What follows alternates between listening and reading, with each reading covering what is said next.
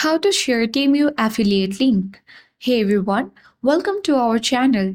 This is Rose and I'm here to guide you on how to share Temu affiliate link. So do watch the video till the end and without any further ado, let's dive right into the video.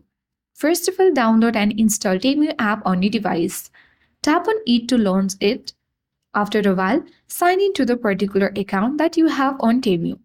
After that, you can easily scroll all the way down and search for the item or any product that you want to share the Temu affiliate link to.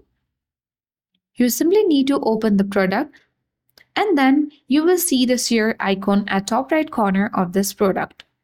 Tap on it.